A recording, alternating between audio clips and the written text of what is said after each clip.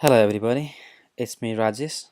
I would like to present my study on health promotion targeting diabetes mellitus in the Aboriginal and Torres Strait Islander peoples in a remote area of Northern Territory. Before presenting my study, I would like to acknowledge the traditional custodians of the land on which we meet and study, and also like to pay my respect to the elders past and present. In this study, I would like to introduce about remote indigenous communities, health promotion for diabetes mellitus population, social determinants of health, and finally, I will talk about cultural competence of care. The aims and objectives of this study are to identify and describe social determinants of diabetes mellitus among remote indigenous communities and to study the significance of cultural competence and safe nursing care for remote Aboriginal and Torres Strait Islander peoples suffering from diabetes mellitus. Now I would like to talk about population division of remote indigenous communities and what constitutes remoteness. According to Australian Institute of Health and Welfare 2014, indigenous Australians represent 16% of total population. Out of total Australians living in remote area, 45% people are indigenous Australians. Unlike other states, Northern Territory has the largest number of indigenous people living in the remote area, which accounts for 79% of total indigenous people in the state. Altogether, there are 1212 discrete remote indigenous communities in Australia, and they are defined by their geographical location, bounded by physical and legal boundaries, and made up of predominantly indigenous people where their property is owned or managed by community. Now I'd like to talk about health or the meaning of health for indigenous communities and the requirement of health promotion for them. Health is not only physical well-being for indigenous communities, it includes mental, social, cultural, emotional, and spiritual well-being of the whole community. So this is a kind of whole of life view that includes the cyclical concept of life, death, life. Therefore, health of indigenous people can only be improved by culturally appropriate health promotion, which could recognize and appreciate the importance of local cultures and collaborate with communities and their socio-cultural environment to improve health. Due to vast health inequalities and indigenous Australians suffering from the poorest health of any population group, effective health promotion is important.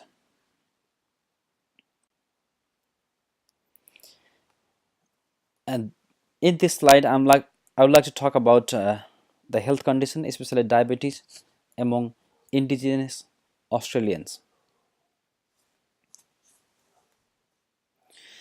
We know that it's in other communities, indigenous Australians also suffer from many chronic diseases such as cancer, cardiovascular disease, and respiratory diseases. Among all these diseases, diabetes is one of the leading killer diseases which has affected a large number of Aboriginal and Torres Strait Islander people. According to National Aboriginal and Torres Strait Islander Health Measures Survey published in Australian Institute of Health and Welfare 2015, diabetes was found among 13% of Aboriginal and Torres Strait Islander adults, which consist of higher number of females, that is 56%, than males, which is 44%. Moreover, the situation in remote area is much worse. The study shows that indigenous Australians living in a remote area are twice as likely to have diabetes, which is 21%, than people, indigenous people living in non-remote areas, which accounts for 10% only. In 2015, diabetes was the second leading cause of death among Aboriginal and Torres Strait Islander people. The death rate was almost 5 times higher than for non-indigenous people. Now I would like to talk about various social determinants of health, especially diabetes. We know that many social factors such as education, consumption of healthy food, income, employment, housing facilities affect our health.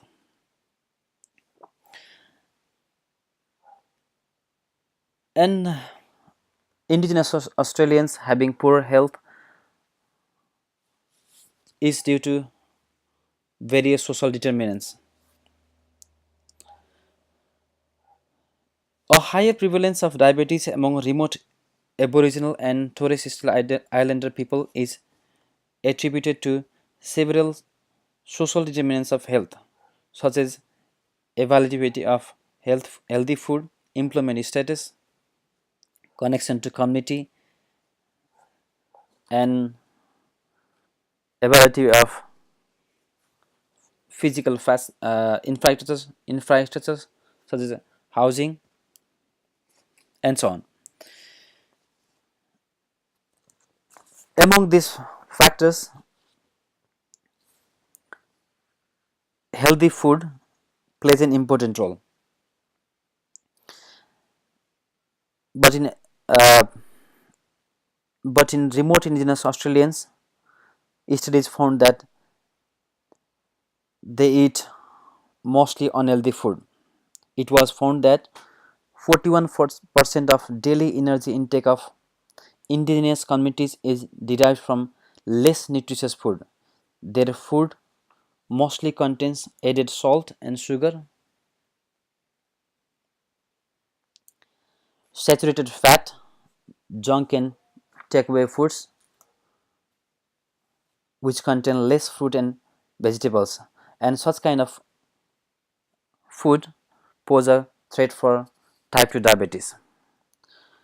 Another contributing social factor in getting diabetes is income and social status. Income affects almost every aspects of our lives, such as good housing, purchasing capacity of healthy food, recreational activities, and mental stress too. We know that some 85% of the remote indigenous people live in rented house and pay almost twice the price of their food and have 3 times higher unemployment rate, which risks them of getting diabetes. Similarly, lack of exercise and poor public transport is one of the reasons of remote indigenous communities having diabetes. Remote and rural indigenous people exercise less than other people in the city, and they have much less access to basic services due to poor transport facilities. In 2013, 62% of indigenous adults were reported being physically inactive. So this data shows that this kind of physical inactivity links to obesity and diabetes. In addition to it, stress is other leading social and psychological factor that causes depression, high blood pressure, and diabetes. Indigenous Australians suffer stress and psychological trauma due to dispossession of their land and tradition, stolen generation, low self-esteem, and high detention rate.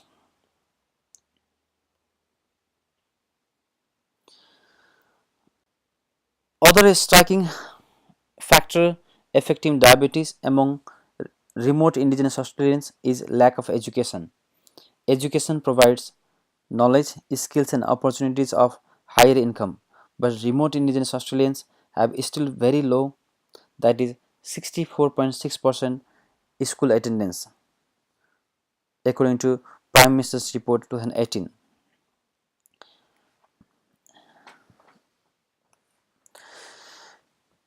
In conclusion, due to all of these factors, indigenous Australians have higher incidence of hypertension and diabetes.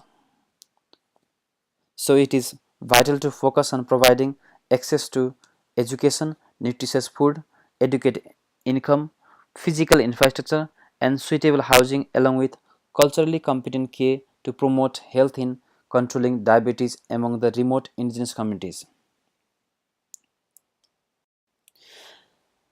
Aboriginal and Now Torres I'd like to Islander viewers are now I would advised like that to the play following this program video may contain which shows images the and voices condition of of people who indigenous have people died. living in remote area.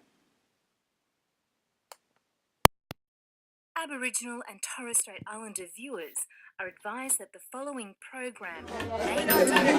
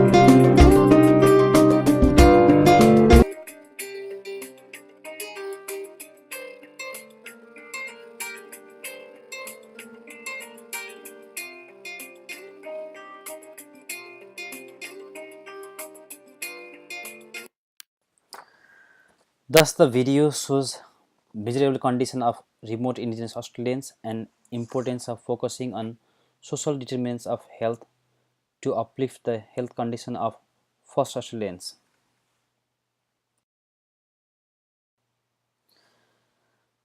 Now, I would like to talk about need of cultural competence K to improve the health condition of indigenous Australians living in remote areas. In order to achieve safe care and promote health of remote indigenous communities to reduce diabetes, nurses should practice culturally competent care.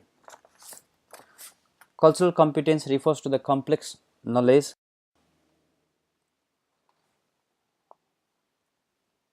and action grounded in critical reflection which the health professional draws upon to provide culturally safe, congruent, and effective care in partnership with individuals and communities by considering social and political dimensions of care. Nurses who practice in a culturally safe and competent manner provide holistic care to indigenous people by recognizing their cultural values and traditions in partnership with the individuals and communities.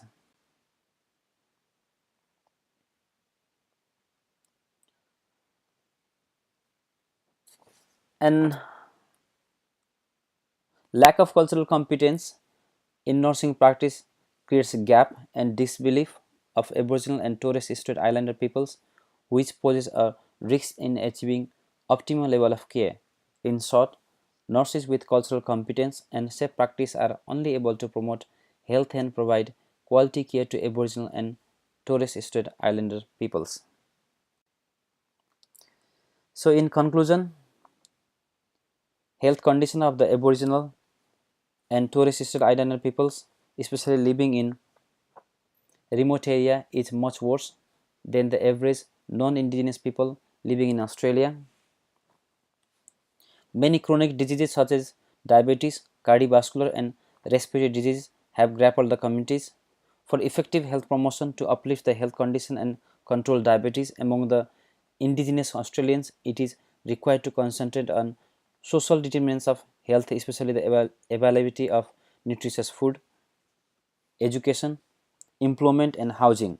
In addition to it, culturally competent and safe nursing care of healthcare workers plays an integral role in achieving quality care of remote indigenous communities.